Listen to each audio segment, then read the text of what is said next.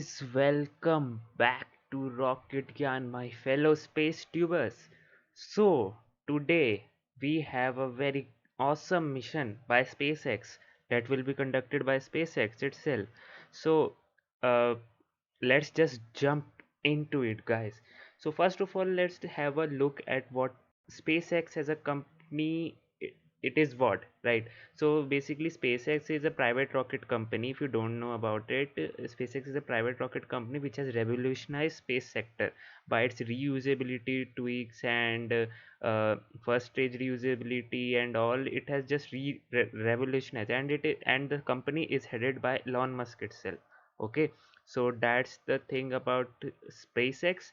Now we should have a look at the rocket itself. So here we go. There we have the Falcon 9 rocket, guys.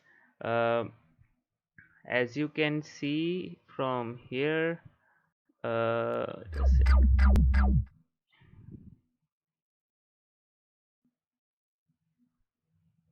Yes, can you see it, guys? If I'm not wrong, you can't see it. Wait a sec, just wait a sec, guys. Yeah, now you can see it. So yeah, so we have Falcon 9. We will be using Falcon 9 today. They will be using Falcon 9, which is a capable of reflight. It has 87 total launches till now and 48 total landings and 33 reflown rockets. This is the main thing which we should be looking at. Then Falcon 9 is a reusable two-stage rocket. It is a reusable rocket. Basically, the first stage is the reusable one. So this is how it uh, looks like, guys. This is how it looks like. We have the fairing here. This is the second stage. This is the interstage connector.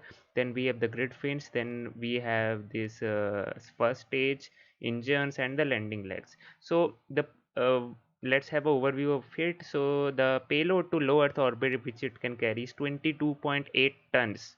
Yes, and this is the SpaceX lightest rocket. Okay, this is SpaceX lightest rocket which has a capability of carrying 22.8 tons to low earth orbit, and the payload to geotransfer orbit is 8.3 tons, and payload to Mars is 4 tons. Okay, that's the thing. Now we should have a look at first stage itself. So here we have the first stage. I already told you about these things. The engines, here we go. uh, we have 9 Merlin engines stacked together in octaweb configuration. This is the landing legs. Okay, and the thrust at the sea level is 7.6 kilonewtons. Okay, that's the thrust at the sea level. And these are the these only these, there is no solid rocket booster here. These are the 9 Merlin engines. And then we have the landing legs. So the rocket itself decelerate and then land at the drone ship, which is in the Atlantic Ocean, which is there in the Atlantic Ocean. So to land itself, we have the landing legs. Okay, and we'll see, and we'll have a mission profile how it will carry about, and then we'll get to know what it is. So the second stage only has the one Merlin engine. This is and only one Merlin engine, which is a vacuum optimized Merlin engine, which has one large nozzle, and the thrust it can produce is around 981 kilonewton. Okay, so and it is capable of restarted many times. This is the interstage which has the this connectivity, these grid fins. These grid fins this basically is used for aerodynamic guidance of the rocket during the re-entry. And then finally we have the payload. So this we'll see today. And then the engines, this is the Merlin engine, guys. It runs on LOX and RP1. RP1 is RP1 basically is the rocket grade kerosene. As you can see, it is a rocket grade kerosene. And this is here, you must be seeing two nozzles, right? This big nozzle and this small nozzle. This small nozzle is nothing but a pre-burner.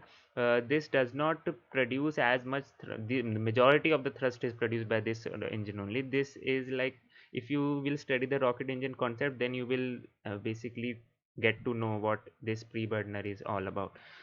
uh, So yeah, the first stage has 9 of them. Okay, these are the 9 of them, and then the second stage has only one of them, and this one actually is so big you can imagine it like the small 9 engines. You can say the place taken by small 9 engines is covered by this one single engine. So you can imagine the size of this engine. That's what it is. And why do we have a big nozzle for here? We have a big nozzle because in the vacuum we want the exhaust coming out of the engine to match the ambient pressure of the surrounding pressure. If the surrounding pressure is equal to the exhaust pressure, then we have the most efficient rocket. That's why we have it. So now we can have a look at, guys, the payload, the mission profile, basically the mission profile itself. uh, a sec. Yes, so here we have, guys, what is the mission profile for the SpaceX. So SpaceX, first of all, the launch will happen, then we'll have the ascent. Here we will have uh, three sequences, mainly MECO, the main engine cutoff, stage separation, and the second engine start. That's what happens here. Then because the second engine starts, the second engine just moves ahead in its journey. But for this first stage, because it is a reusable rocket, it performs a flip maneuver. Why is flip maneuver necessary? Flip maneuver basically points the rocket engines into the opposite direction, so that it can start when it's if it starts the engine, then it will be able to stop it rather than accelerate. So basically that it basically faces retrograde position. Then we have the entry burn, which it performs. Entry burn is basically used for to slow down the rocket enough so that it does not burn up in during the re-entry or in the atmosphere. Okay. Then we have the aerodynamic guidance, which is performed by the grid fins. And then finally we have the vertical landing on autonomous drone ship, which is standing in the Atlantic Ocean right now. And this is the countdown. This is all that we have. uh, and right now, since it is t minus 20 minutes, so we can have a look at t minus 60 minutes. Second stage locks will commence, and we will have all the things. Okay, so this is all about that. uh, Now we should have a look, guys, at the wait a sec, I didn't do that. uh, the payload itself. What is the payload? Let me just make it there. Wait a sec, guys. Let me just bring it here. uh,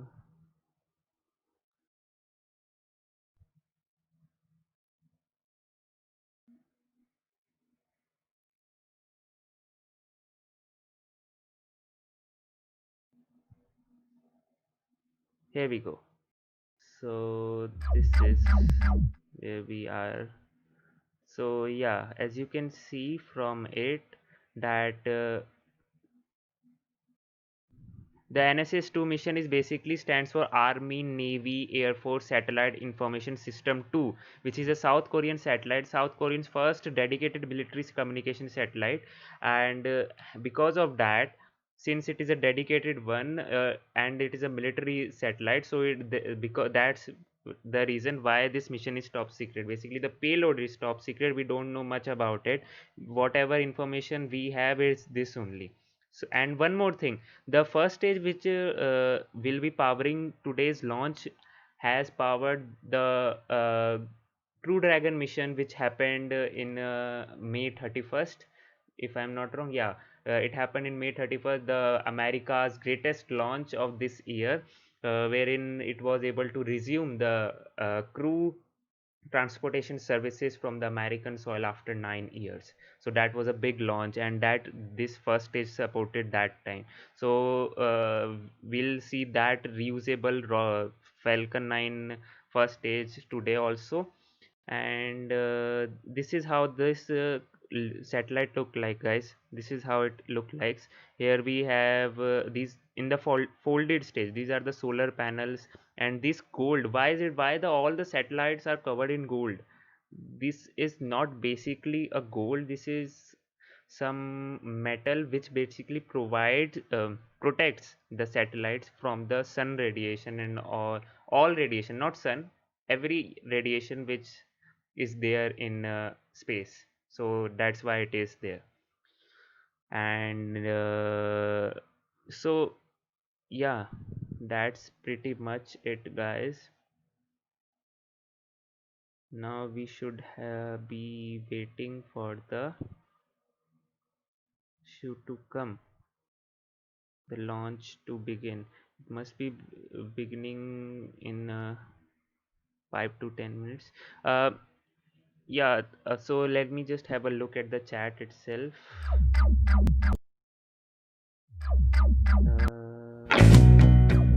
Sorry. Yeah, so let me just have a look at the chat. What do we have? 27 minutes right now. Yeah. Yes, South Korean. Basically, this mission, if I have to talk about it a little more, uh, Lockheed Martin has partnered with the South Korea because the South Korea purchased some jet fighters from Lockheed Martin, and that's why they were also in a partner to make the dedicated satellite for them also. So this satellite is partially made by Lockheed Martin also, and this will be launching today from the Cape Canaveral. And yeah, we have 15 minutes from the launch, and the stream will start anytime, guys. The official stream should start anytime soon now, if I'm not wrong. Yeah, and till then we can have a Kerbally thing if you want, guys.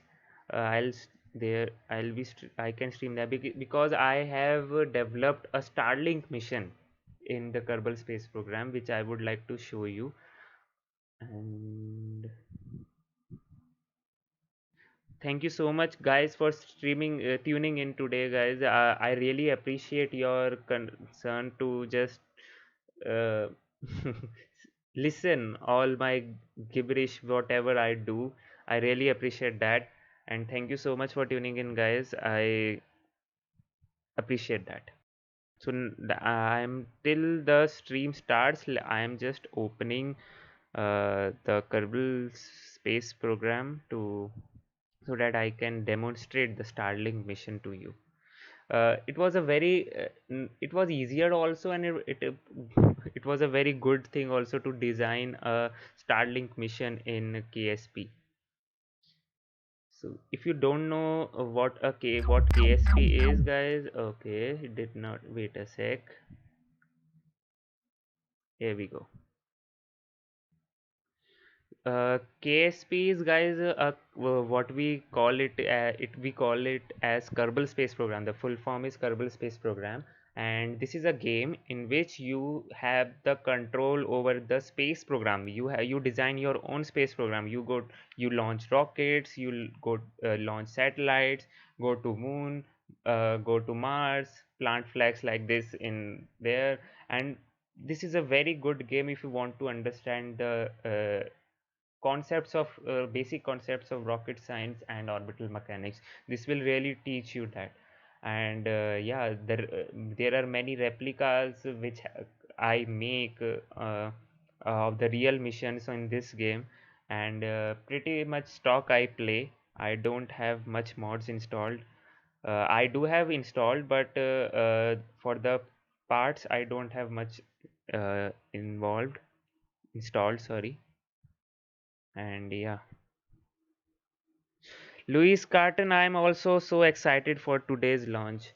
I just can't tell you how much I am excited right now.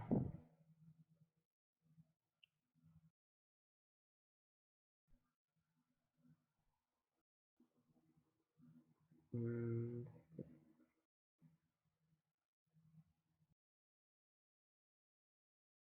here we go. Hmm. So we are just waiting for the game to load. Till the time we don't get the stream, we can have a time pass, you can say, and have an entertaining look at the space program itself, the Kerbal space program. This thing takes so much time to load, so much time, right?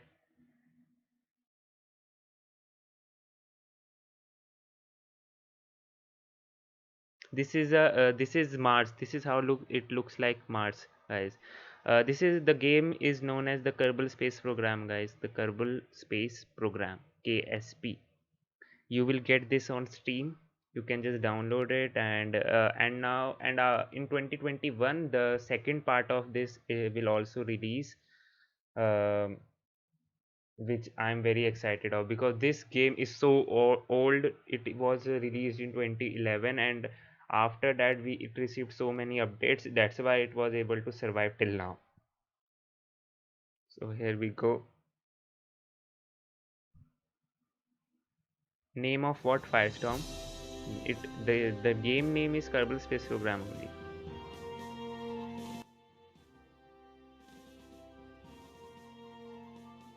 Okay, so let's just start.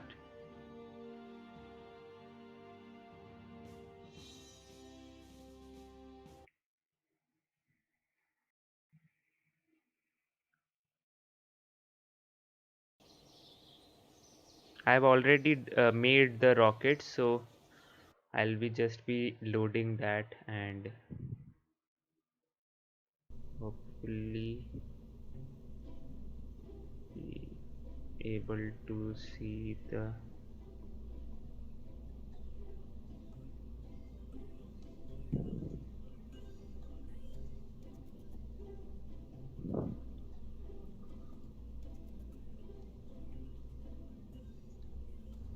So yeah, this is what I have kinda made. No. This is not. No, wait a sec. This is not what I made it. I have some other thing which I.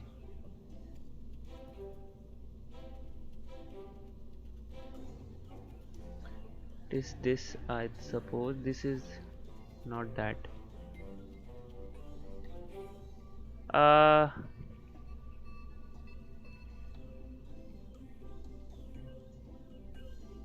this is not good.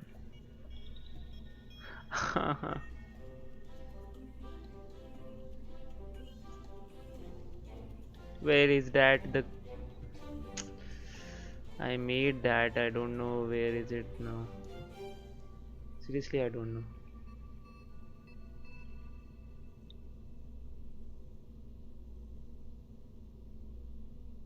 Oh, this is the not. This is the Crew Dragon one.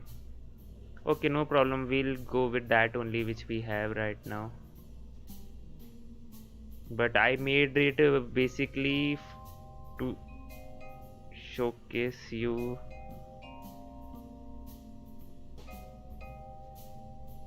Let's just launch this one only, but this won't launch only. Let me just have a open other this is what. This is not the.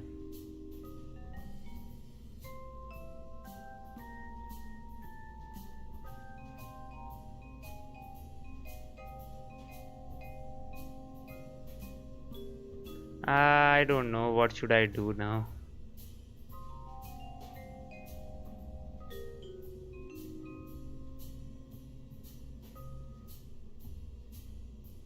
Seriously, I have no idea. Let's just load this one only.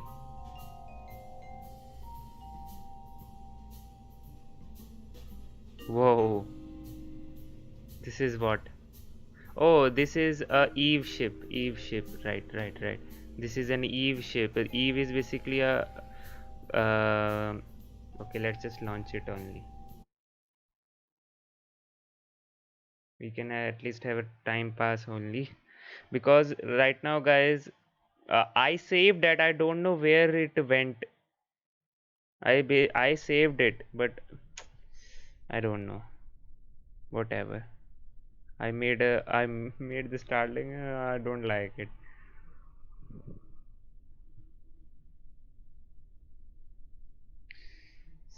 So we are not in the launch window also of the I think so. Yeah, we aren't.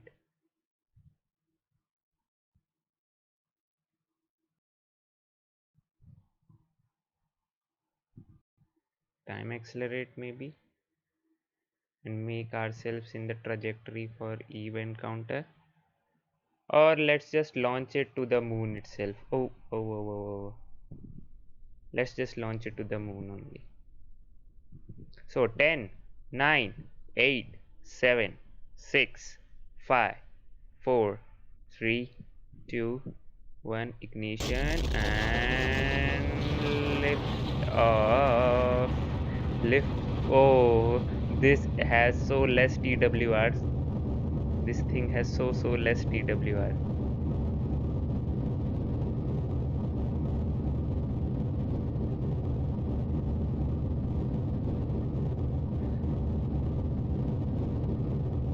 This is what we have, guys, here. These are not the solid rocket booster, these are the liquid fuel engine only.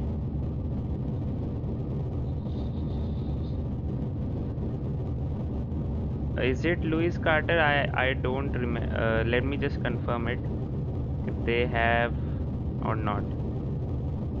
Oh, we have to start the pitch maneuver too.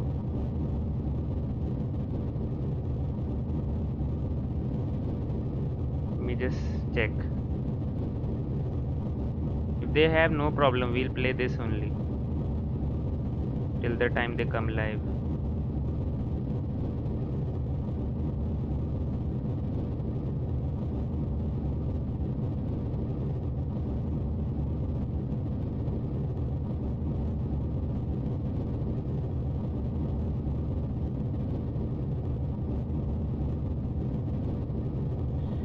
Oh, 5:30. Yeah.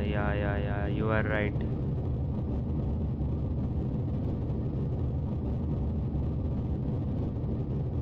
No, wait.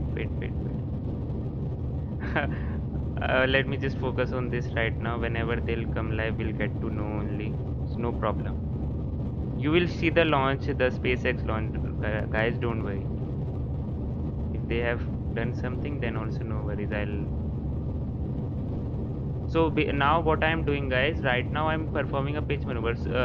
As I told you in the last stream, the yesterday's stream, I told you that if we want to go to space, we just go straight up, right?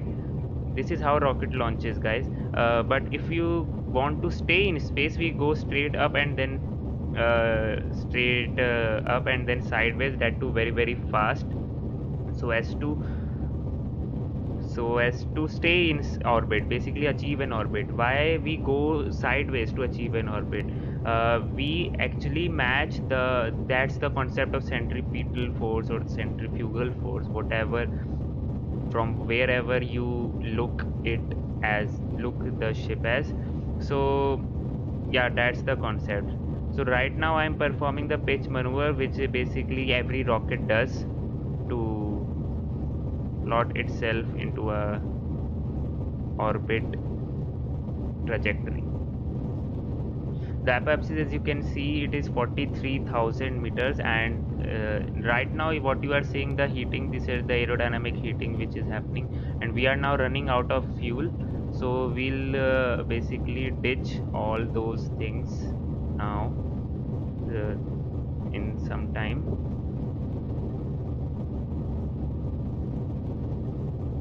Whatever you are seeing right now is the aerodynamic heating which is happening because the rocket is going too fast.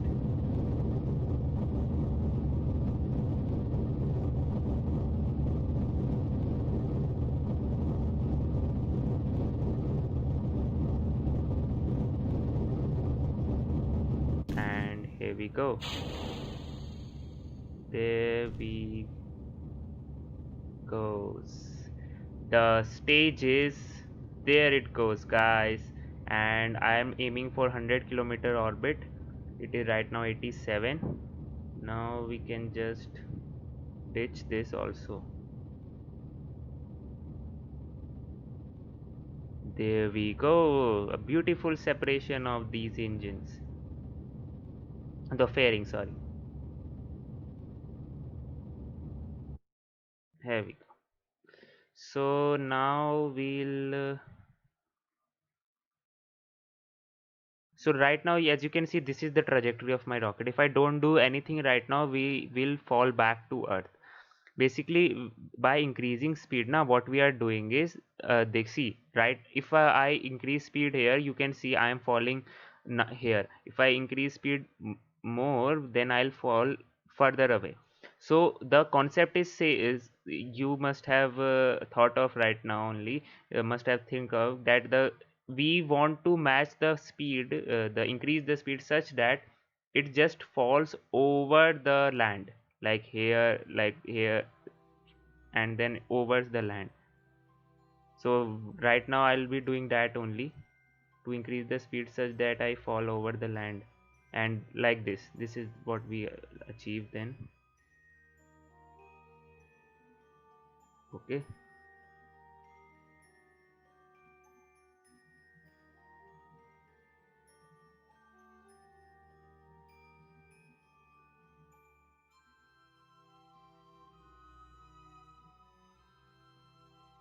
this is a big rocket because this was meant to be an Eve ship, and we are not in the correct trajectory to go to Eve right now. Launch window, basically correct launch window to go to Eve right now, so that's why I am. Okay. Now we are facing the Earth parallel right now, as you can see. So that's what happened in yesterday's launch also, right? The rocket was in a parallel position with respect to Earth, so as to reach the orbit, increase its speed, and reach the orbit.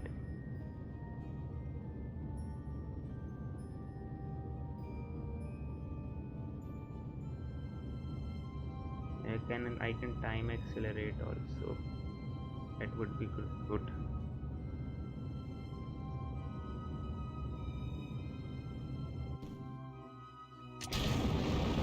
There we go.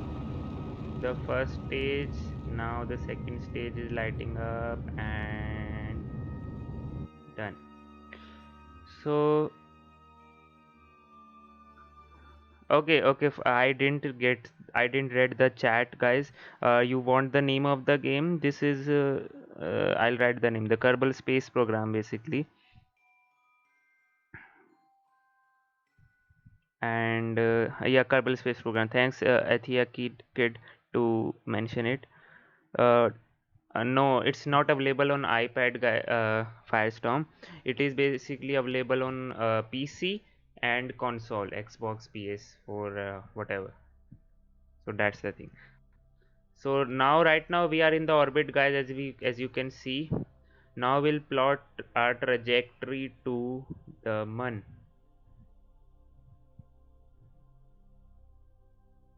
Plot a trajectory to the Moon, and try to land over there.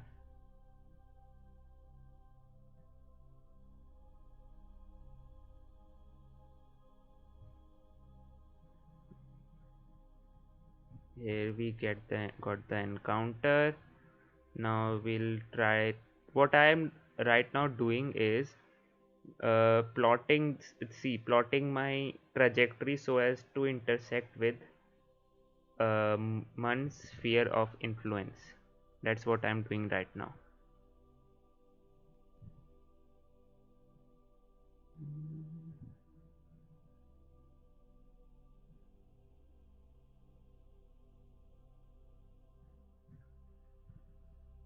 We have 87. I'll aim for 50,000 meters. 30,000. Okay, cool. And what about correcting the? This is not looking good at all. Whoa. Whoa. Okay, it always want to. Now We'll correct the trajectory, no problems with that. This is an SSTO here. I left it here. Wow, I don't remember when. So it is 60 kilometers. I'll make it 50. Good.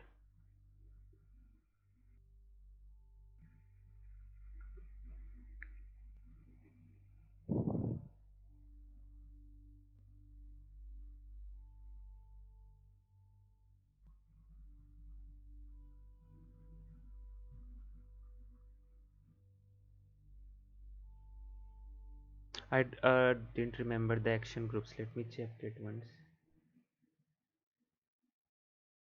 We don't have the action groups for it. We do have, but it does not won't be of much use.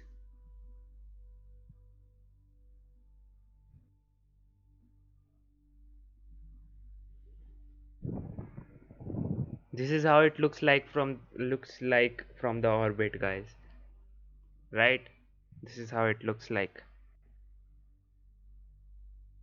And let me now confirm you when this SpaceX will be live.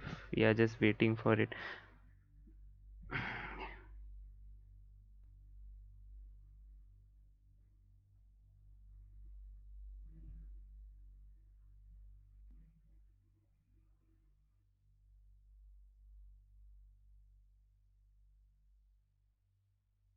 Yes, they put. Yes. You are right. You were right, Luis. They have extended the launch time at 5:30. No problem. We are here. We'll play this only. So start burn in 10, 9, 8, 7, 6, 5, 4, 3, 2, 1, and go. This has way too much delta V required. Wait a sec. Do I have a launch window for Mars? Nah. I think I have a launch window for Moho, but we do have a launch window for Dress, I suppose. Kinda. No. Okay, we'll go to Man only. Then Minmus and then back. No, I know we have more than fuel required, but it's okay.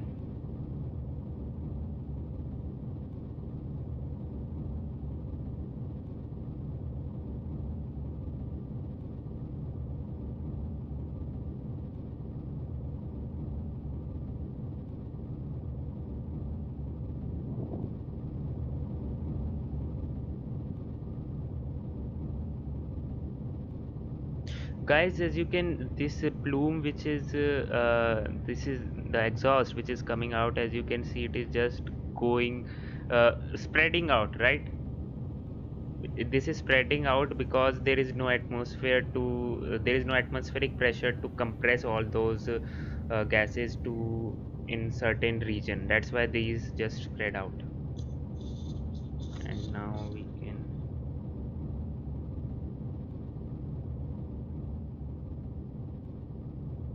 Oh, whoa, we messed up here, but no worries, we'll able to correct it also.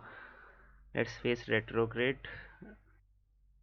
Let's just ditch this stage only. We don't need it now.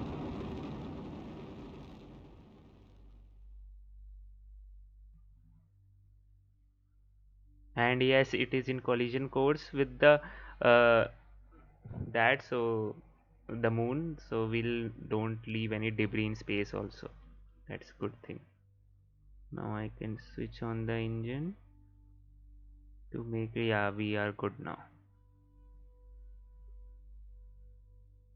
Now we can extend the solar panels also.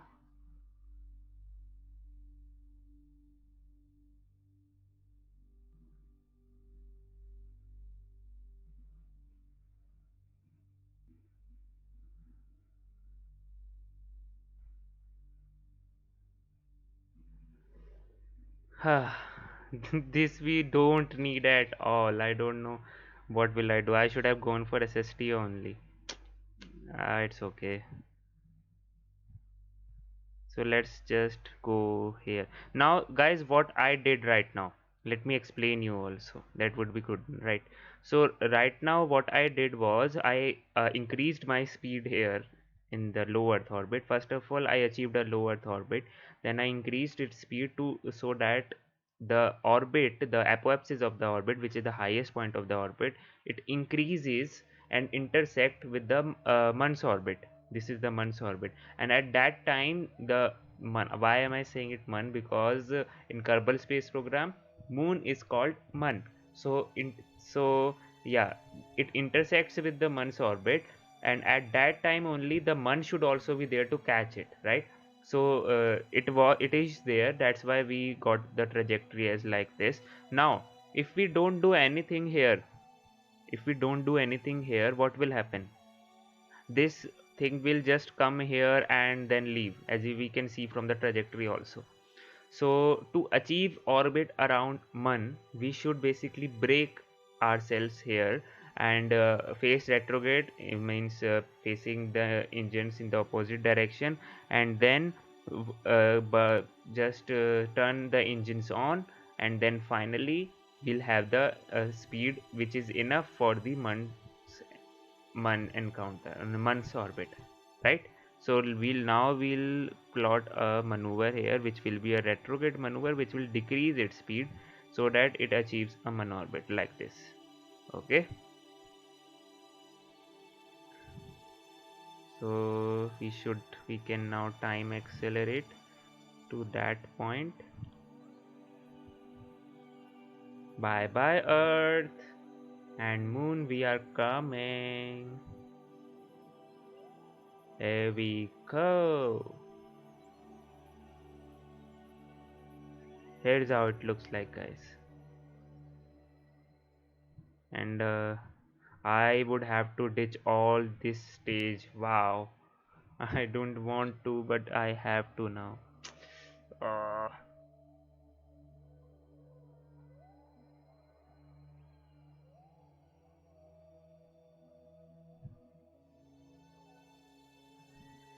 Wait a sec. Oh, no, no, no, no, no. I can't do that only. Let's just see what happens.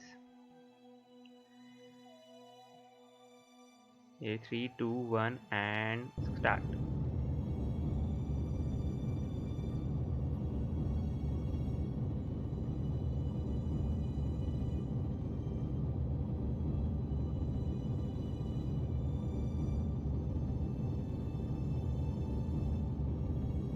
Right now we are breaking ourselves to achieve Moon's orbit, and there we go.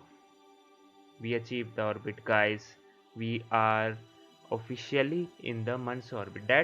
This is a real scenario which happens.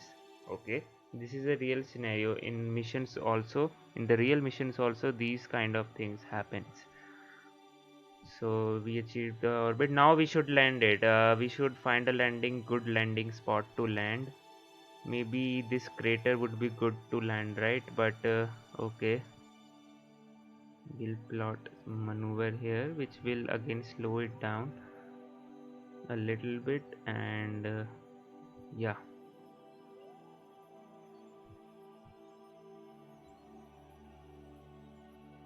there we go. But I should save it at this point and see what happens. I really don't know what will happen, because this thing is not made for Moon landing and at all. It means this can go for a Moon landing, but we don't have landing legs. So fingers crossed. What happens? I'll really have to slow it down so much so that the engine can sustain all the pressure. And no, no, no, no, I have some time, right? 14, 10, and go.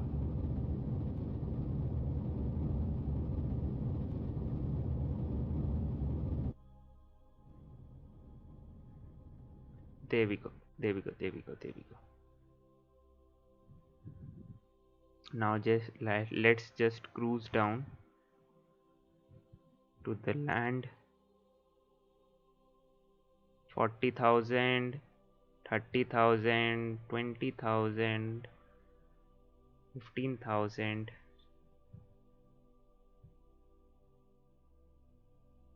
Will it be able to stop it also?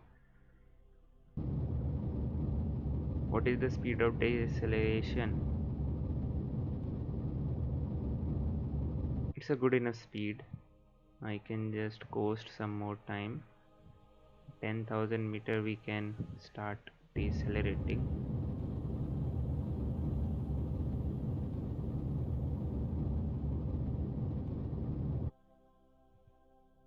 $5,000 will start decelerating again.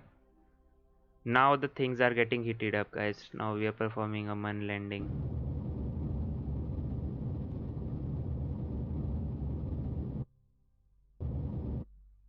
Maybe some more.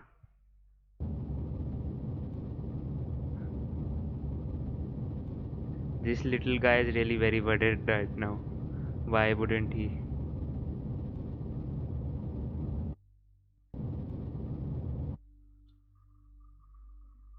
I want this thing to land smoothly as possible.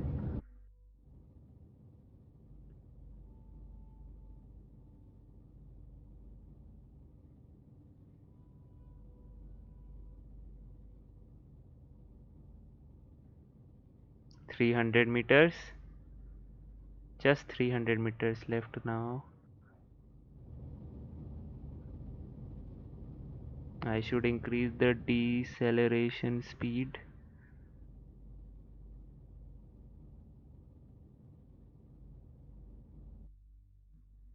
Oh, whoa, whoa, whoa, whoa, it will flip over. Please don't flip over. Please don't flip over. Please. Please, please, please, please. No. Bye bye, and here we go for explosion. There we go. The solar panels are destroyed.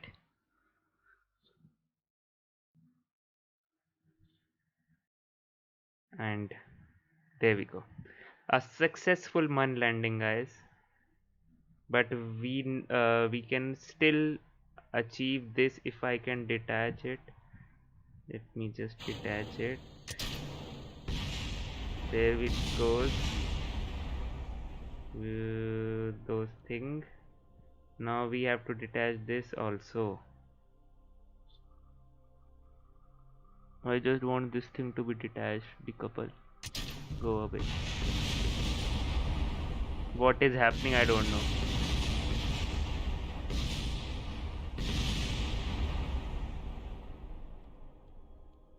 What the hell, man?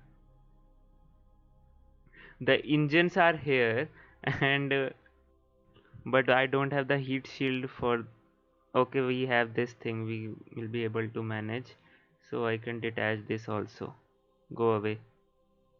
Go away. Go away. Now we need to face. Let's just open the landing legs if they can help.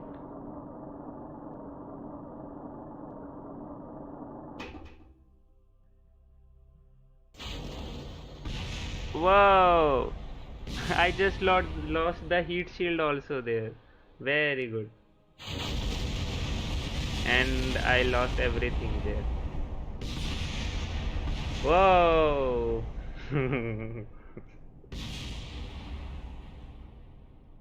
That was a good thing. Good explosions and all, and there it goes. That piece. I don't know where it will go now. This will only happen when we will bring the Mun ship, the Eve ship to the Mun.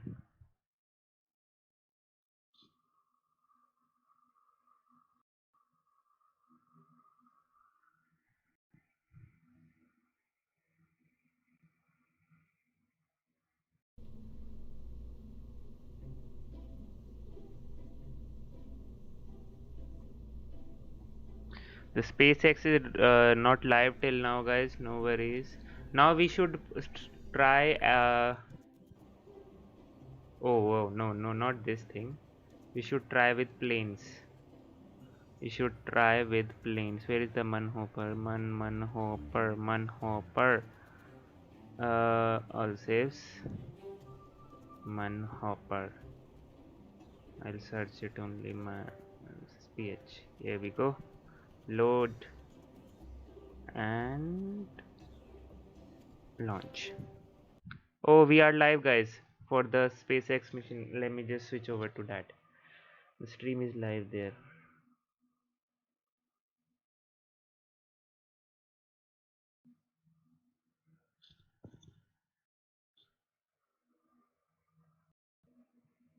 Wait a sec, guys. Just wait a sec.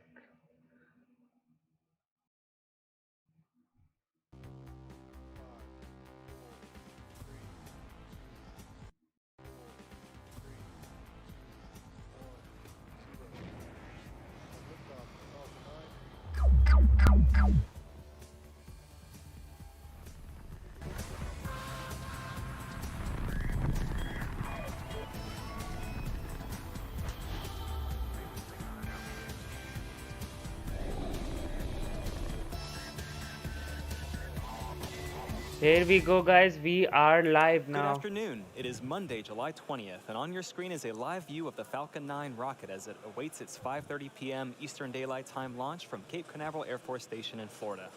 My name is Michael Andrews, and I'm a supply chain supervisor here at SpaceX. And welcome to our webcast coverage for the ANASIS II mission. Our customer today is Lockheed Martin on behalf of the Republic of Korea. Per the customer's request, we will not show payload deployment today. However, we will stay live on the webcast and bring you verbal confirmation of spacecraft separation. We are just at under T-minus 11 minutes and counting, and all systems are go for an on-time liftoff this afternoon. But if for some reason we are not able to launch today, we do have a backup window tomorrow at 5 p.m. Eastern. Now let's take a closer look at the vehicle that will launch our payload today. On your screen is that view of Space Launch Complex 40 with the Falcon 9 rocket. It's our two-stage liquid-fueled launch vehicle getting ready for liftoff. Falcon 9 stands at about 230 feet tall, 70 meters tall. That's greater than the wingspan of a 747 aircraft. The bottom two-thirds of the vehicle is the first stage. It's designed to be reflown 10 or more times with minimal refurbishment between flights. And as you can tell from the re-entry soot on that first stage, it's pretty easy to spot a flight-proven booster. Today will be the second flight for this particular first stage, and actually less than 2 months ago, it was the one that launched Bob and Doug to the International Space Station on our historic Demo 2 mission. At the bottom of that first stage, there are 9 Merlin engines. They get Falcon 9 off the ground up to the thinner parts of Earth's atmosphere before separating from second stage and making its way back down to Earth for landing. And it's this part of the rocket that we will attempt to recover for a second time on our drone ship, known as Just Read the Instructions. You can see it there. It's stationed 350 nautical miles east of our launch site. And above the first stage, above that black interstage band, is our second stage. At about T plus 2.5 minutes into flight, the first and second stage will separate, and that second stage will ignite its single MVAC engine. That'll carry the ANASIS II spacecraft to its intended orbit. And the ANASIS II satellite is currently safely enclosed inside the 17-foot diameter payload fairing. It's that structure on the very top of the rocket. This protects the satellites from aerodynamic heating, loads, any kind of contamination that we might experience during ascent. But once we reach the vacuum of space, we no longer need those fairing halves, and we jettison them while the second stage continues to orbit. The fairing halves we're using today are a brand new set, which means we'll be attempting to recover them today using our 2 recovery ships, Tree and Mischief. 2 minutes before the fairings are set to land, the team will decide if conditions are good to make a safe catch attempt. Now, weather plays a big factor in the decision, as it can impact not only the sea states for the boats, but also the fairing's altitude, position, and speed, all of which impact how the fairing will fall back to Earth. And finally, around the Falcon 9 rocket is that large truss structure. It's called the Transporter Erector. We call it the TE. The TE rolls Falcon 9 to the launch pad and raises it to that vertical launch position, and also routes things like power, fluids, and communication to the rocket and satellite. Hi, I'm John Innsbrucker, Falcon 9 Principal Integration Engineer here at SpaceX. We're coming up on 8 minutes to launch, and all conditions continue to be go for launch. Falcon 9 rolled out to the pad Sunday afternoon about 25 hours before launch and went vertical 4 hours later. Now, more recently, the SpaceX launch director held the go, no-go poll for both prop load and launch. That was done at T-minus 38 minutes. Now we're currently working, no issues on the Falcon 9 launch vehicle. If we do have to call a hold on today's launch, we have a nearly 4-hour window that could allow us to reload the ultra-cold liquid oxygen and make another launch attempt today. Of course, that presumes that we understand whatever caused us to hold the count and we can safely proceed with a recycle and launch. Now, if we cannot continue today, we have a backup opportunity tomorrow at 5 p.m. Eastern. Now, we've been loading propellants on Falcon 9 since T-minus 35 minutes, putting fuel into both stages and oxidizer into the first stage. Our fuel is the refined form of kerosene known as RP1. The fuel is fully loaded on the second stage, and we're going to finish loading the first stage in about another minute. Now, as I mentioned a moment ago, our oxidizer is super chilled liquid oxygen. We call it LOX. Now, the LOX is currently loading into both the first and second stage. You can see the mist streaming off of the first and second stage tanks. Engine chill has started. Now, I mentioned it is super chilled. We do this in order to load more LOX into the tanks and increase performance. Typically, launch providers use LOX right near its boiling point of about 300 degrees below 0 Fahrenheit. At SpaceX, we chill the LOX about 40 degrees colder. That makes it denser. It lets us load more into the first and second stages. Now, we have to load the LOX as late as possible to keep it from warming up and decreasing the performance. We're also finishing helium loading onto the first and second stage tanks. Now, as the Merlin engine pumps pull the RP1 and LOX out of the tanks, we need to fill that emptying volume that we call the ullage. Exactly. We use the helium stored in pressure vessels on the stages, and it's heated by the exhaust of the engine's gas generators. Heating the helium helps it expand to fill the tanks. Now, a moment ago at T-minus 7 minutes, we heard engine chill begin. We're now allowing a small amount of the super chilled liquid oxygen to flow past the turbopump inlets. That's cooling them down to avoid thermal shocks when we light the engines at T-minus 2 seconds. On the spacecraft side, the team did transition the ANASIS II payload to internal battery power starting inside of T-minus 30 minutes. That work is complete. There are no issues, and there are no further actions required before launch. We're launching out of the eastern range. The good news is air and sea space is clear. Weather balloons that have been released show the upper altitude weather is good. We did have to delay the T0 30 minutes for a small rain shower that was crossing the trajectory path. That was moving out of the way, so right now weather looks to be good for a launch in just over 5 minutes as all systems continue to be go for liftoff at 5:30 p.m. Eastern Time. As we mentioned earlier, our customer today is Lockheed Martin on behalf of the Republic of Korea.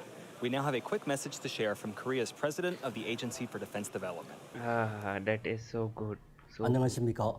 국방과학연구소 소장 남세규입니다. 코로나19로 어려운 환경에도 불구하고 아나시스 II 위성 South Korea, South Korea, not 여러분께 North Korea, 감사드립니다. South Korea. 아나시스 II 위성은 You can chill it. 한반도 평화를 위한 것으로 한국의 IT와 우주 분야 연구개발의 한 단계 도약이 되길 희망합니다.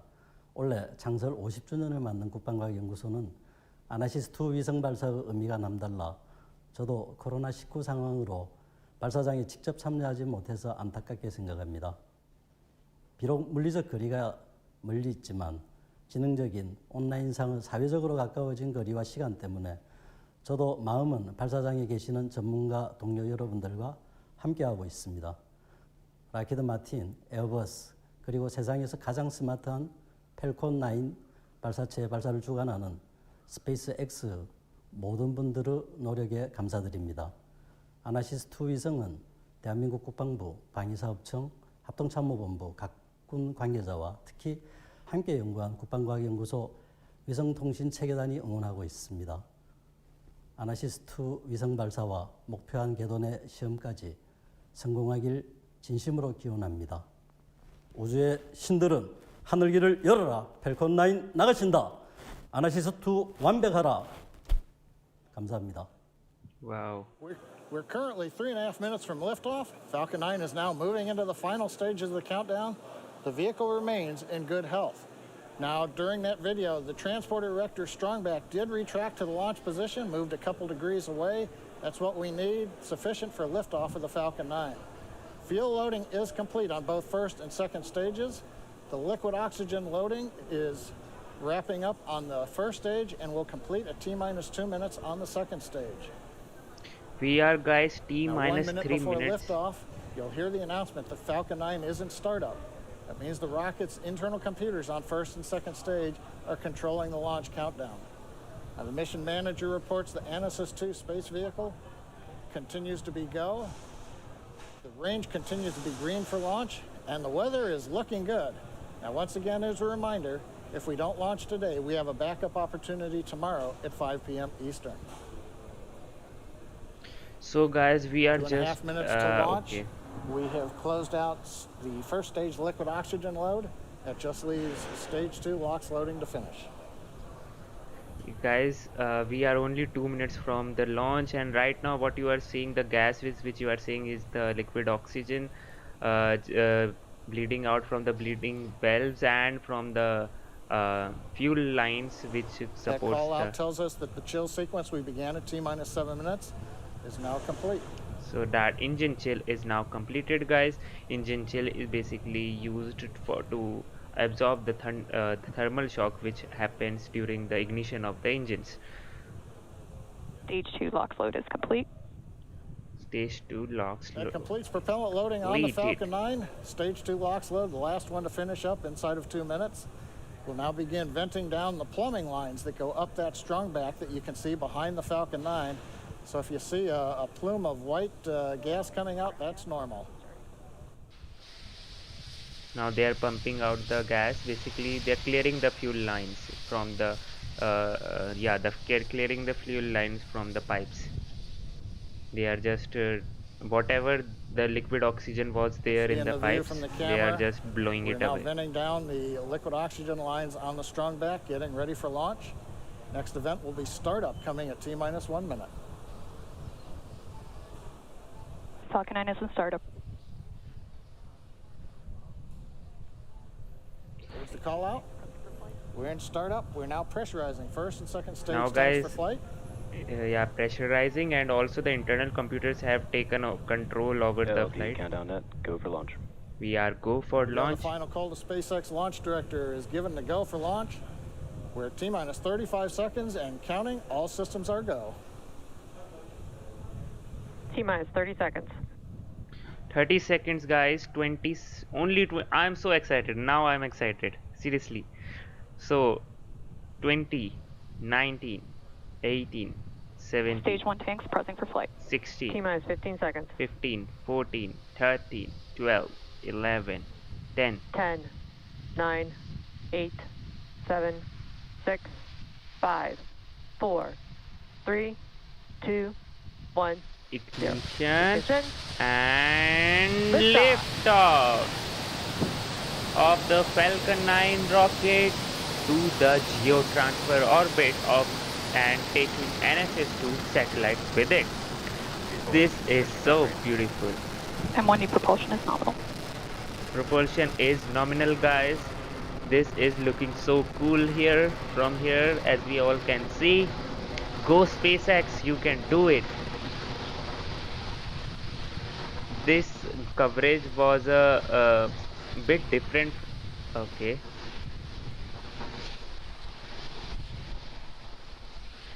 T-plus 40 seconds. Everything looking good? Everything is looking good now. Okay. That's the call out. I Says thought MOD there was engines are some throttling down, wobbling getting ready of the to rocket. reduce vehicle acceleration in preparation for the period of maximum dynamic pressure. We're in the bottom of the throttle bucket, as they call it. Maximum. Now the max Now the Q will Merlin occur. engine's coming back up to full power as we get ready to go supersonic. Max Q is basically the maximum Equals aerodynamic supersonic. pressure which the vehicle. See, this thing is not. Supersonic, we're coming through the period of maximum dynamic pressure. Vehicle has reached maximum aerodynamic pressure. Okay. Guidance That engineer was the. confirms we're through the period of greatest pressure on the vehicle. Continuing downrange, trajectory looks good. Propulsion looks good. Avionics looks good. Everything is looking good. That that wobbling is of the camera, not of the rocket, guys. Okay. And MOD chill has started. So An now announcement from stage 2 propulsion. now We're now second beginning to stage. chill in the turbo pump on the upper stage engine to get ready for its ignition coming up in about 45 seconds. Now the guys, the sequence which will come up is the main Nice engine view from cutoff. the SpaceX cameras at Cape Canaveral as we head east out of Space Launch Complex 40 into the first of 2 orbits planned for today. This orbit is the parking orbit, a low Earth orbit trajectory that will take us over the equator and will eventually relight the upper stage engine to transfer us into the desired geostationary transfer orbit. Now, main engine cutoff, or MECO, coming up in several seconds, followed by pneumatic separation. The first stage pushes away from the second stage, and then ignition of the second stage engine. Why aren't we getting the onboard camera view? I don't know why. Uh, Now, as you can see the plume, there we go, the MECO, and Nico. Separation confirmed. stage separation confirmed, guys. Here we go, the onboard Still camera on view, time. and Stage sep looks good. second stage has started. This And the is call-out so MVAC-D cool. engine is at full power. The view on the left screen, you can see the large titanium grid fins now slowly opening. That begins about a 2-minute period as we slowly rotate the first stage around to get it ready to come back through the atmosphere and land on the drone ship in the Atlantic. The off earth the east is coast of looking Florida. so cool. Right-hand side, second stage engine glowing red. That's normal for the MVAC-D. Trajectory. Trajectory is nominal, we've heard from the guidance engineer. Great views coming from space. Exactly, this is We're so coming cool. up on fairing deploy. This is really very cool, guys. Very, very cool. Fairing separation confirmed. Fairing separation has been And we've heard the call confirmed. out from the avionics engineer. Fairing separation is confirmed. But we didn't see that the I fairing think you can separation. see in the background behind the MVAC-D nozzle, one half of the fairing way in the distance as it went past the camera. Okay, I didn't So see right that. now we're coming up 4 minutes into flight. Trajectory is looking excellent. We're right down the middle of the road. Power on the upper stage engine is good. Bermuda is now getting the telemetry from the Falcon 9, and we're getting great views from space at T plus 4 minutes and 13 seconds.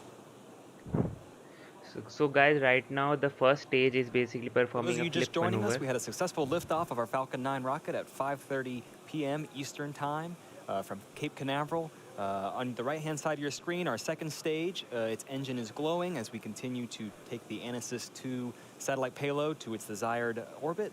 On the left-hand side, our first stage. We're beginning our recovery attempt on our drone ship out in the Atlantic Ocean. The next milestones coming up include that first stage's entry burn, followed by the second stage engine cutoff, known as SECO 1, the first stage landing burn, and then that hopeful landing. The entry burn will occur at about 6.5 minutes after liftoff.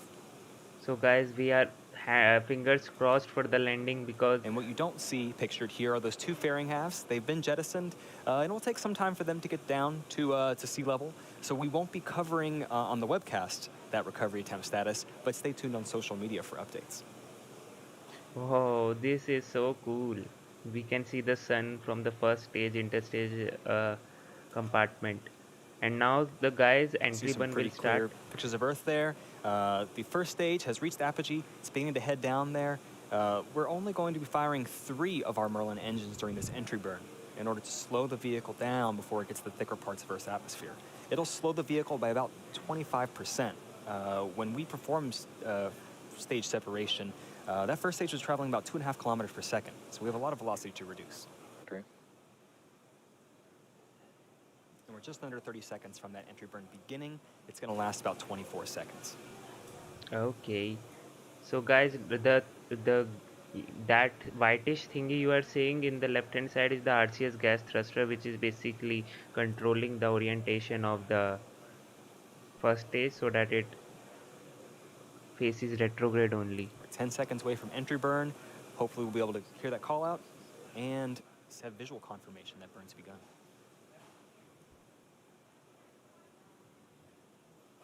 Stage 1 entry burn startup. Entry burn has started, guys, as Entry we burn can has all begun. You'll see. see that the exhaust there will grow and start to become elliptical as we turn on the engines. The center engine fires first, the 2 side engines fire shortly after that. So that exhaust Okay. will seem to grow during this burn. This is basically, this thing is used so as to now Stage 1 entry burn shutdown. now just see on the One left burn hand down, side. 1 to go. That's the landing burn. It'll occur in about 1 minute from now, along with the next milestone, the second stage engine cutoff for SECO 1. That'll be at T plus 8 minutes, 7 I don't seconds. want the During SECO communication to 1, we lose. shut down the second stage MVAC engine on the right-hand side of the screen. Also signal first stage, Cape Canaveral, expected. In about 25 seconds after SECO 1, Falcon 9 will touch down, hopefully, on our drone ship. Just read the instructions. Currently, it's in the Atlantic, about 350 nautical miles off the coast of Florida. Here you will see the guys, guidance. the landing attempt from the first stage in the left hand side. This In terms of velocity of that first stage, drag alone is slowing the first stage down another 80%. That landing burn will take us back to get that last 20%, touch us down safely. Okay. So right now it is just aerodynamically guiding itself to the drone ship landing, to the drone ship, so that it can land on it and reduce all its speed and then finally land. Just under 10 seconds from landing burn and SECO 1.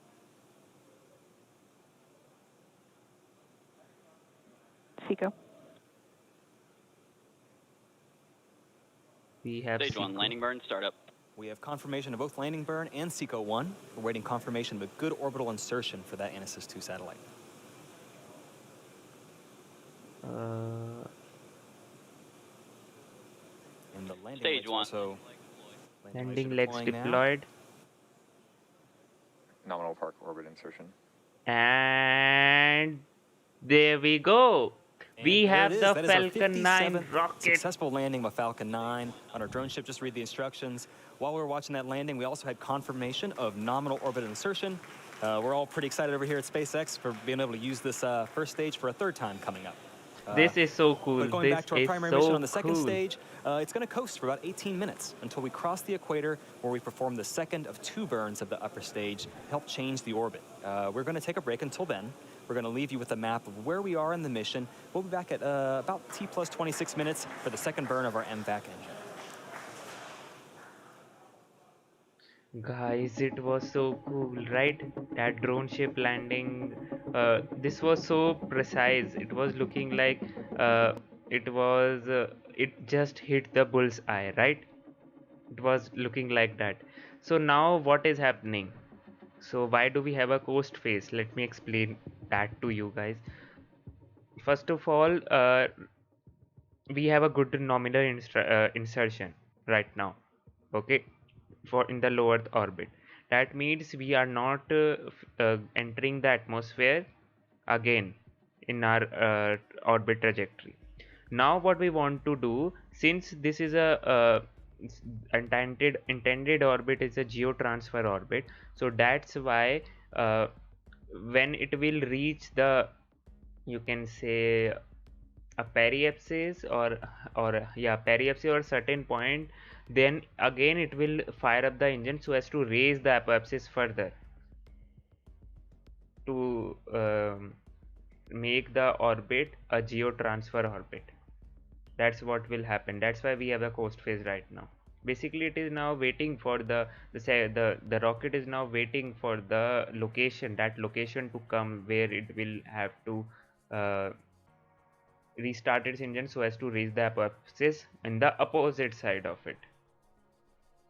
This is how it works. And since it is launching it into a geotransfer orbit, that means the intended orbit of the satellite will most probably will be a geostationary orbit. What is a geostationary orbit? Geostationary orbit is a special kind of an orbit wherein the satellites have an orbital period of 24 hours. Okay, so since it is an orbital period of 24 hours, so always it faces the, you can say, the satellite faces at a certain point on the earth every time. That's the speciality of the geotransfer orbit. So that's why all the communication satellites and imaging satellites, if you want to image a certain part of the earth, they are in the geotransfer orbit.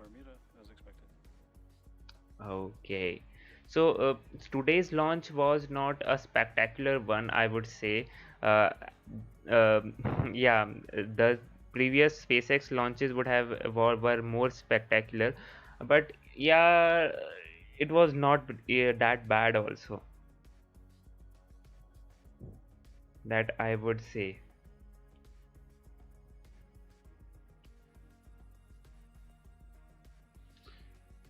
Since we all know that we won't be seeing the deployment of the payload because this is a classified payload and they don't want to disclose the, I don't know why do they want to see, why did they have the uh, request like that, because we just saw the satellite in the picture which is released in the public, which I made you saw in the starting. I don't know why are they doing that, but yeah, in the classified missions they don't want the people to see the payload, so that's the thing. Now we are just in the coast phase, and at t plus 26 minutes again the engines will start, and then we'll see, will resume, the live stream will resume. So right now what you are seeing is, this is the map, yeah, this is the orbit which the satellite has to follow. Where is the sec? Yeah, that's the orbit where the satellite has to follow, the blue line. We have two blue lines, and I till now also don't know what is the purpose of the second blue line, seriously. Oh, wait a sec, I know what is the, oh yeah, I know what is the purpose of the second blue line. Why? Oh man, this was a obvious thingy. Why it was the what was the purpose of the second blue line? So let me explain you. This when this spacecraft will, if you won't be able to see my mouse also, na, right? Wait a sec. Now you'll be able to see the mouse. So guys, when this spacecraft will achieve this orbit, will cover this orbit, right, this region here, then it will go back to earth and then again emerge back of the earth. When it will again emerge from the backside of the earth, the orbit will be this. And why the orbit has changed? It has changed because of the rotation of the earth, since the earth also rotates, and with from the below side, that's why the orbit changes. So that's the thing which we should have noticed. And I was so like, I was like, why this is not an equatorial orbit or so, and why do we have this orbit here? But now from the visual speculation only, and seeing the orbit, and it just clicked my brain, and I told you.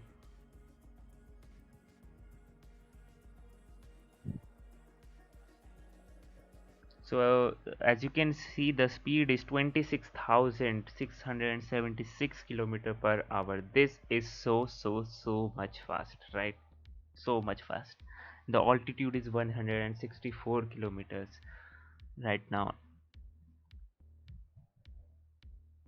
Then how do they know proper orbit insertion? First of all, okay, how do they know? that's that's a bit of a technical topic, but we can talk about it now. uh, First of all, they have the maths calculation and the simulation done beforehand on the earth only. What will be the orbit, how much force or how much delta v is required to reach that orbit. All those mathematical calculation and all those simulations are done beforehand on the earth only. So now how do they measure if they have got the proper orbit or not? So there we have the feedback mechanism in the orbit, how much fuel is left and how much delta v it has produced, and how much efficient the engine was. They have that feedback mechanism in the rocket which tells all those things, okay, which records all those things. These things is used to check then uh, how much force or how much acceleration the body has got. So how much acceleration or how much speed the body has got, the spacecraft has got. So according to the speed, the altitude, and because of those feedback mechanisms, they are able to tell if they are in the correct orbit or not. Because there could be sometime reason like we are measuring the speed, it's okay, but if the rocket engine underperforms, then we don't have any, if we don't have the feedback mechanism to see whether it is performing nominally or not. If it underperforms and we don't see that and we don't catch that, then the system will say that we have a good orbit insertion, because they would have thought the engines have performed to its full extent, but it hasn't, and that would lead to a serious disaster of the spacecraft. So yeah, that feedback mechanism is there in the spacecraft, in the rocket engine and in the rocket itself, so as to double check everything is going all right. So yeah, that's kind of answer your question then.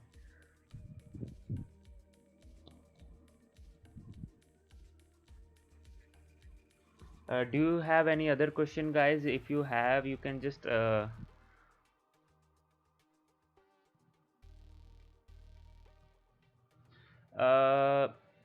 so now Dan, this is a okay. So as you can see, it is right now in an inclination. The orbit is not is at a 0-degree orbit, it is at an inclined orbit. What is a 0-degree orbit? 0-degree orbit is an equatorial orbit, which we in the Kerbal Space Program launch at that orbit. So right now we can see it is not an equatorial orbit, right? If we see, if we have the equatorial line drawn here, so it, if from my speculation, it would be around 45 degrees. Okay, so that's the thing. And accord for your question, so very different kind, every different kind of orbit has different horizontal acceleration. I would say kind of yes, uh, but that also depends on what orbit you are achieving, like as in apoapsis, and if you are viewing it is in apoapsis and periapsis only, uh, I would say yes. But if you are taking inclination also in account, then I would say no, because that will mean that there is some problem. Means the delta we required is higher, but if it has achieved that orbit, that particular orbit which has that particular apoapsis and that particular periapsis, then the speed is constant for the horizontal speed is constant for every orbit. If I make you I know I am telling, I am like speaking gibberish right now, but I'll make you understand in simple language. Suppose we have an orbit of 22,000 kilometer by 44,000 kilometer. Okay, so now the periapsis is 22,000 kilometer and apoapsis is 44,000 kilometer. So now if this kind of an orbit is achieved at any location, whether it is in of 0-degree location inclination, at 45 degree, at 30 degree, it doesn't matter. Since we have this kind of an orbit wherein the periapsis is 22,000 and apoapsis is 44,000, every point on the orbit, the velocity of the spacecraft will be same. It doesn't matter where that orbit has been achieved. Is it a polar orbit or equatorial orbit? So that's the thing, if that makes any sense. So yeah, the every different kind of orbit has different horizontal acceleration, I would say a different horizontal speed, if you are basically telling only about apoapsis and periapsis. Yeah, if we have different apoapsis and periapsis, then we have different velocity.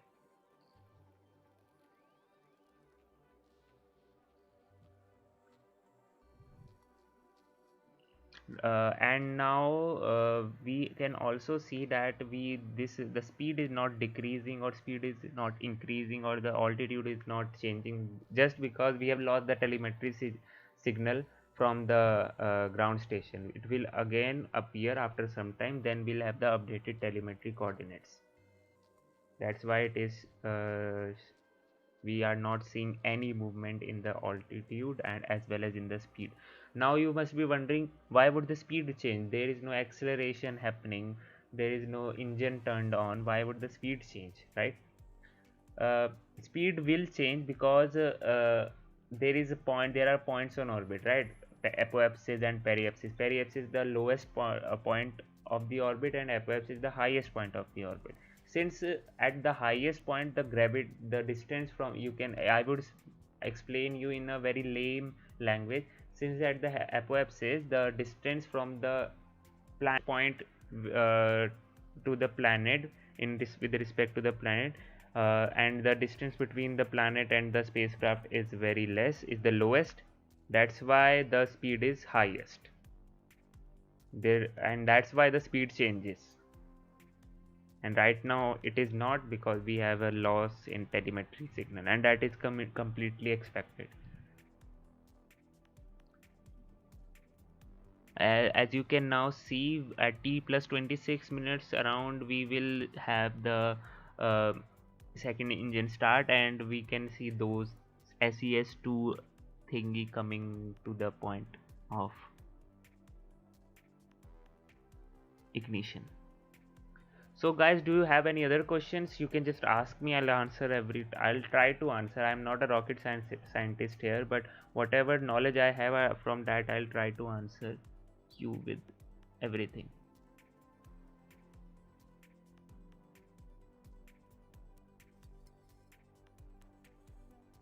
And this is not a Starlink mission wherein the thrusters will come into action and make the second stage to commence roll program. I would say it would not happen in this thing, because in this mission, because we don't want the satellites to separate. We don't have, first of all, we don't have many satellites. We don't have 60 satellites which we want to separate. We only have one satellite, so we don't want that mechanism, that rolling thing to occur for this mission.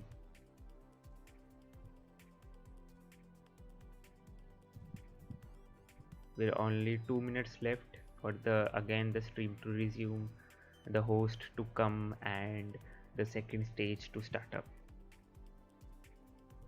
This is a very good simulation also. I can see these okay, so one thing which is to be noticed here, there are some certain stars, right, which are glowing. These are the star trackers, if I am not wrong. These are the trackers which the spacecraft is tracking so as to orient itself.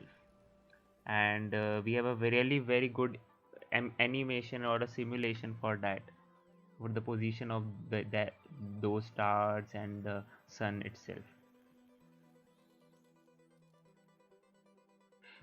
why Dan, why should I be an HRD minister? Do I speak like him?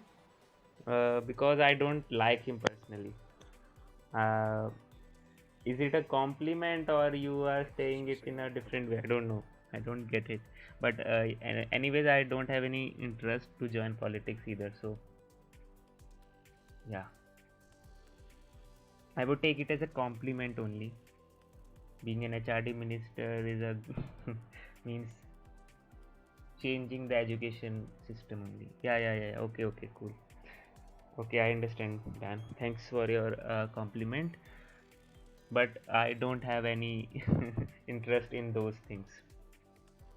But yeah, I would like to change the education system one day if I have the power.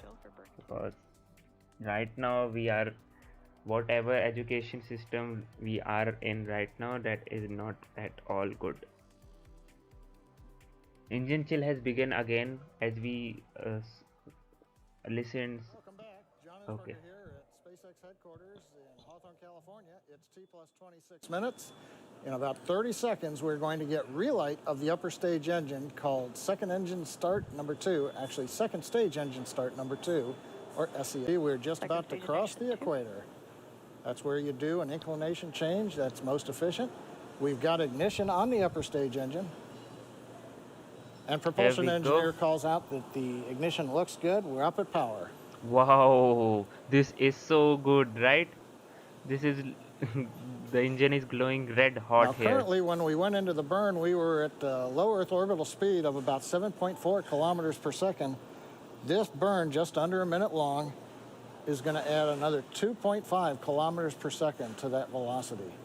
That's what it will take to get the satellite and the second stage into the geosynchronous transfer orbit. We're throttling down, getting ready to shut down the engine. throttling down, and now we can see the hotness also being, the glowing also being reduced. Now we'll have a second stage cut off soon, and I think Seco 2. Seco 2 Seco 2 confirmed. confirming the second stage engine cutoff number 2. Now we're going to wait and listen for guidance to tell us how the orbit looks.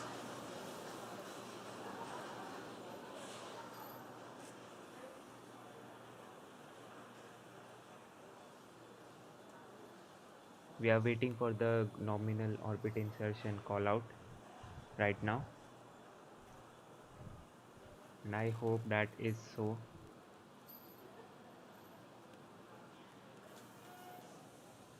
And we haven't heard guidance engineer call out, but looking at the data plots that we've got from Nominal vehicle orbit telemetry, we've got a nominal orbit. So we are Nominal. into the desired geostationary transfer orbit. The Falcon 9 second stage with the ANASIS II spacecraft still attached. We're now going to go through a period of about 3.5 minutes where we prepare to separate the ANASIS II satellite. We're going to take another quick break, and we'll be back at T plus 32 minutes for satellite deploy. Wow, that was a really quick, right? Wherein we just saw the engine burn startup, and it went really very hot in just few seconds only. I haven't seen such glowing engine, the second stage engine for the SpaceX. Maybe that was because it went into full throttle in one go. Maybe, I don't know. Or if I had a bad memory and this thing is nominal. I don't know that also, but yeah, that was one thing which I noticed, and that's why I told you. So now at T plus 30. So now what is all about this deployment thing in Kerbal Space Program? So whenever the engine shuts and if we are in the orbit, we just deploy the satellite. We don't care about where we have to deploy. But here in the orbit, in the real world, we wait for the deployment location also. Basically, it is first of all the engine, the spacecraft separation also adds a little bit of velocity, which they want if they want it to happen in the proper location, so that it can achieve the required orbit because of that little force which happens. And the second reason is they have to perform some checks of the that the decoupled system to work properly, if I am not wrong. But that decoupler's check is not because that happens every time in every space mission I have seen. There is some coast phase after the second stage engine cuts off, and then it deploys. So yeah, there must be some logic behind it. Yes, I also love the word nominal, Louis Carter. Let's just hope we also have a good nominal deployment of the satellite also. We won't be seeing the deployment of the satellite, but we can hear the nominal call out. Acquisition of signal, South Africa. See, now as you can see, guys, we have got the acquisition of the signal, so the telemetry, the speed and the altitude is changing rapidly. As the altitude is increasing, the speed is decreasing. See, the vehicle is going away from the Earth. That's why.